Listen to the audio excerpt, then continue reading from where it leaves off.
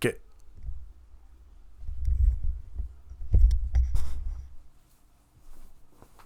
G'day, it's me again, and today I wanted to talk about some comics that I got from the Rippaverse. So if you don't know, the Rippaverse is this new comic company created by this guy named Eric July, or Young Ripper 59 on YouTube. And personally, I had never heard of the guy before. A few weeks ago, I saw him on Twitter arguing with some other indie comic people by the looks of it. I'm not too sure. There's some videos online about it. You can go watch that if you want more context to it. But that's the kind of the first thing that I saw from him. And so then I did a bit of research, and he kind of falls into the right side. I wouldn't really call him like alt-right or like extremist, but he's kind of friends with this guy. Fucking pronouns! Yeah. But he does genuinely seem like a guy who is passionate about the media of comic books and kind of the culture around it. He does a lot of videos on the state of the comic culture and stuff like that. He debates his audience a lot. But yeah, I saw that he had his own comic company and he was publishing his own comics, and so I thought, well, I like comics, perhaps I'll buy some. So I did end up buying them. The shipping is pretty expensive, I will say, because when I first looked, the shipping was $90 to get it to Australia, which is very expensive for a couple of comic books, in my opinion. That's a lot.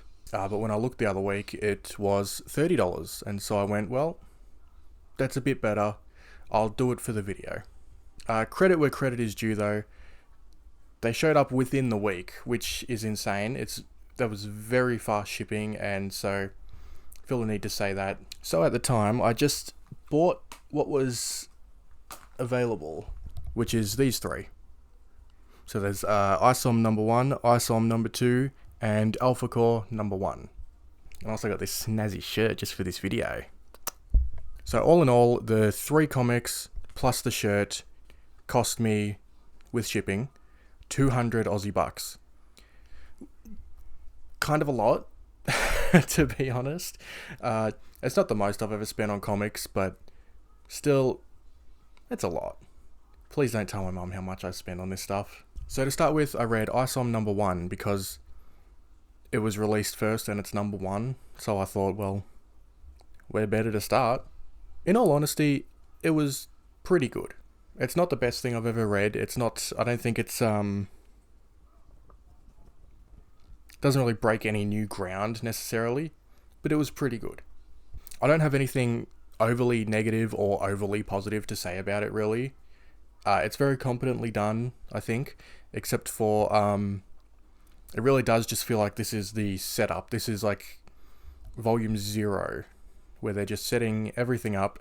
There's a lot of mentions to other characters and other, I'm guessing, like superheroes sort of groups that are going to show up later in either their own runs or in different comics, you know.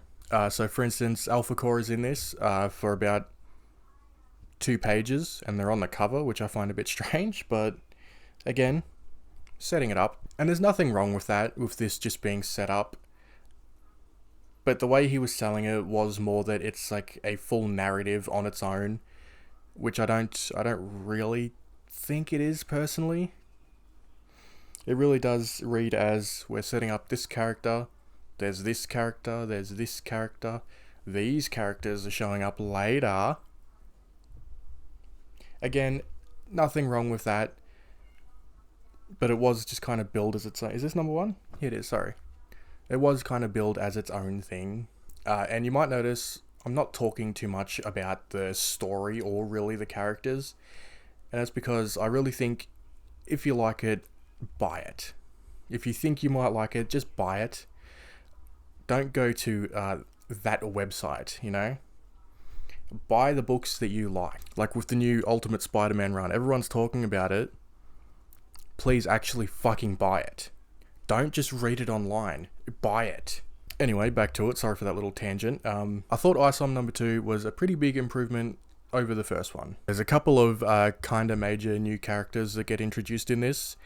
And I liked them a lot. One of them is this guy Lincoln, who is Isom's sister's boss. And then there's Gooding, who is a really interesting character.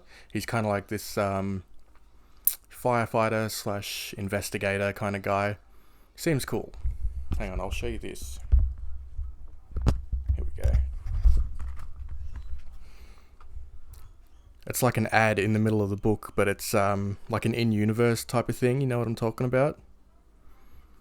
I just think that's kind of cool.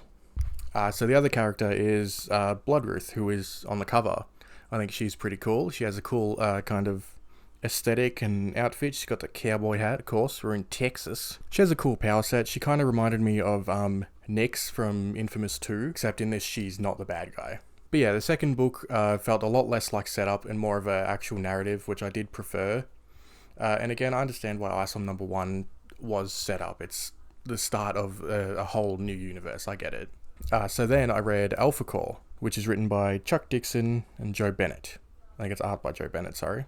And for the most part, I think I liked this a lot more than both volumes of Isom, which was a bit of a surprise because Isom was kind of billed as the Rippaverse's main thing, you know? But I found myself more so liking the characters in this. The main three, there's Solar. I can't remember the girl's name. Alvarez, maybe? They don't have, like, proper superhero names. I'm pretty sure that's just her name. And Braxwell on the front as well. Who doesn't speak. It's like Black Noir and Dark Noir. What's his name?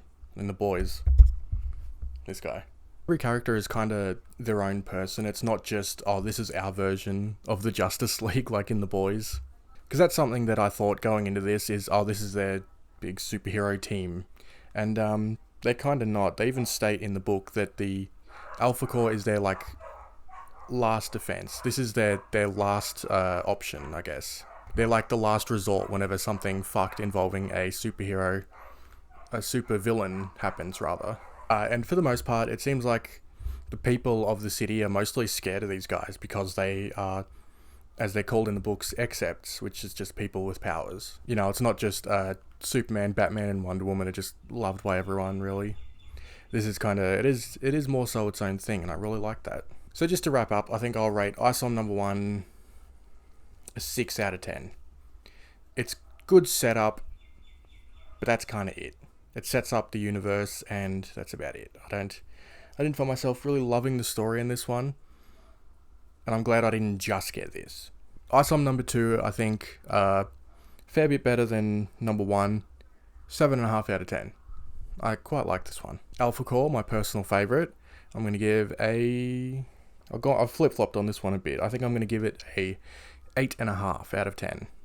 Pretty decent ratings all around, especially considering this is their first, main outings. And I hope it only gets better from here with time. I genuinely, I think I'll get more when they become available. And I think I'll actually follow some of the series. I'll probably follow Alpha Core for sure.